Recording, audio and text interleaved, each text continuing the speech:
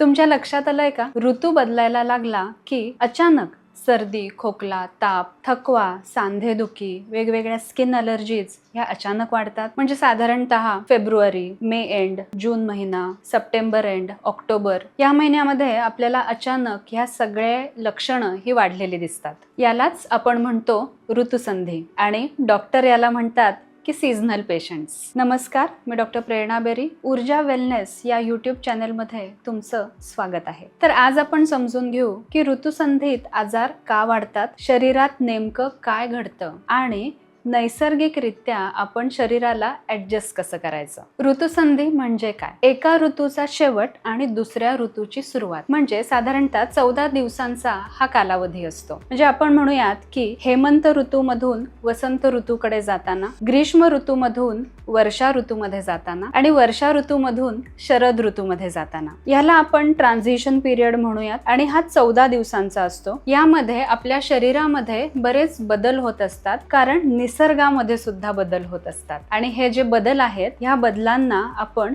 ऋतुसंधी असं म्हणतो. ऋतुसंधीत आजार का वाढतात? वात, पित्त, कफ हे 3 दोष आहेत. या तीनही दोषांचं संचय, प्रकोप आणि विलयन हे सतत चालू असतं. म्हणजे ही एक सायकल ही सतत चालू असते वर्षभराच्या काळामध्ये. आणि त्याची लक्षणं ही आपल्या शरीरावर वेगवेगळ्या पद्धतीने हे दिसत असतात. ऋतुसंधीमध्ये बाहेरच्या वातावरणात बदल होत असतो आणि तो बदल समजा आपल्या शरीराने नीटपणे ऍडजस्ट केला नाही तर आपल्यालाही काही ना काही आजारांची लक्षणं दिसून येतात. थंडीमध्ये कफदोष हा साठतो. उष्णता जशी वाढते तसं कफाचं विलयन किंवा वितळतो आणि त्यामुळे मग आपल्याला सर्दी, खोकला ही सगळी लक्षणं दिसतात. म्हणजे हेमंत ऋतूमधून वसंत ऋतूमध्ये जाताना आपल्याला ही सगळी लक्षणं दिसतात फेब्रुवारी महिन्यामध्ये साधारणतः. उन्हाळ्यामध्ये वात दोष हा साठायला लागतो आणि पावसाळ्यामध्ये वाताचा प्रकोप होतो. त्यामुळे आपल्याला प्रामुख्याने पावसाळ्यामध्ये वेदना हे लक्षण दिसतं. तसंच पावसाळ्यामध्ये पित्त साठायला लागतं आणि शरद ऋतूमध्ये म्हणजे ऑक्टोबर हीट मध्ये पित्ताचा प्रकोप होतो. त्यामुळे आपल्याला ॲलर्जीज किंवा त्वचा विकार हे सगळ्यात जास्त ऑक्टोबर महिन्यामध्ये दिसून येतात. ऋतू जसा बदलतो तसा सर्कॅडियन रिदम सुद्धा बदलतो. त्याच्यामध्ये डिस्टर्बन्स येतो. म्हणजेच आपला बॉडी क्लॉक हे सुद्धा डिस्टर्ब होतं आणि त्यामुळे सुद्धा आपल्याला आजार वाढलेले दिसून येतात. ऋतू जसा बदलतो तसा सनलाईट सुद्धा बदलतो आणि त्यामुळे सुद्धा हॉर्मोनल डिस्टर्बन्स हे दिसून येतात. ऋतू बदलामुळे मेलॅटोनिन डिस्टर्बन्स होतो. त्यामुळे झोप सुद्धा बिघडते. कॉर्टिझॉल इम्बॅलन्समुळे इम्युनिटी डाऊन होते. गट बॅक्टेरिया इम्बॅलन्समुळे डायजेस्टिव्ह सिस्टीम सुद्धा बिघडते. म्हणजेच ऋतुसंधीच्या काळामध्ये अग्नी हा मंद होतो आणि आम्ल किंवा टॉक्झिन्सची निर्मिती ही जास्त प्रमाणात होते. ऋतुबदल हा शरीराला हळूहळू ऍडजस्ट करावा लागतो. आपल्याला अतिशय जागरूक राहून हा बदल घडवून आणावा लागतो. आहार, लाईफस्टाईल चेंजेस, औषधं, पंचकर्म यांनी हा आपण ऋतुबदल खूप चांगल्या पद्धतीने ऍडजस्ट करू शकतो. आधीच्या ऋतूमधला आहार हा हळूहळू सोडून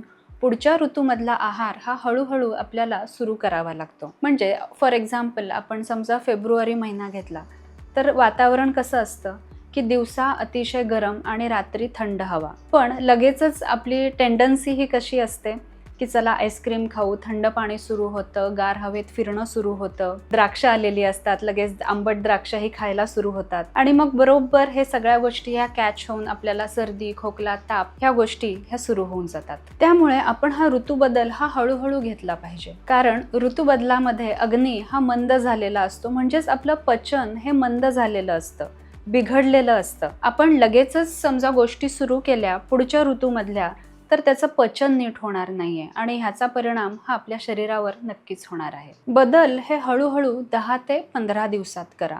म्हणजे तेच पुन्हा की आपल्या आधीच्या ऋतूमधला जो काही आहार आहे, आपली लाईफस्टाईल आहे, ही हळूहळू सोडून पुढच्या ऋतूमधला आहार हा सुरू करायला हवा. कारण हे शरीर आहे, हे काही ऑन ऑफ बटन नाहीये की आपण एका दिवसात किंवा एका तासात एका ऋतूमधून दुसऱ्या ऋतूमध्ये शिफ्ट व्हावं. आणि जेव्हा आपण हे शरीराला ऍडजस्ट करायला वेळ देतो तेव्हाच आजारपण हे कमी येणार आहे आणि आपली इम्युनिटी ही चांगल्या प्रकारे बूस्ट होणार आहे. पंचकर्म सुद्धा ऋतू बदलाच्या काळामध्येच करायला सांगितलेलं आहे, कारण ते जेव्हा आपण त्या काळामध्ये करतो तेव्हा त्याचे फायदे हे वर्षभर टिकून राहतात. म्हणजे वसंत ऋतूमध्ये वमन, वर्षा ऋतूमध्ये बस्ती आणि शरद ऋतूमध्ये विरेचन हे पंचकर्म. ऋतुसंधीमध्ये आहारातले काही नियम: कोमट पाणी, मग तुम्ही धणे जिरे युक्त पाणी सुद्धा घेऊ शकता. ताजं अन्न, गरम अन्न, रात्री हलकं जेवण, मूग डाळ भात खिचडी, सूप, कढण, भाजी, भाकरी, योग्य प्रमाणात पाणी हे प्यायलंच गेलं पाहिजे. सीझनल फ्रुट्स ही सुद्धा खूप चांगल्या पद्धतीने काम करतात. दही हे नक्कीच टाळलं पाहिजे ऋतुसंधीमध्ये. हलका व्यायाम, योग, प्राणायाम, मेडिटेशन हे सुद्धा केलं पाहिजे. त्यामुळे ऋतुसंधीतले बदल आपलं शरीर चांगल्या पद्धतीने हे अडॅप्ट करू शकतं. आणि सगळ्यात महत्त्वाचं 7 ते 8 तास शांत गाढ झोप. हे समजा नियम तुम्ही पाळले तर कोणताही ऋतू बदल हा तुमच्या शरीराला अतिशय चांगल्या प्रमाणे ॲडजस्ट होऊ शकतो. तर आता यावरून तुम्हाला समजलं असेल की ऋतू बदलतो म्हणून आजार होत नाही, तर आपण आपल्या सवयी ह्या अचानक बदलतो किंवा बदलत नाही म्हणून आजार होतात.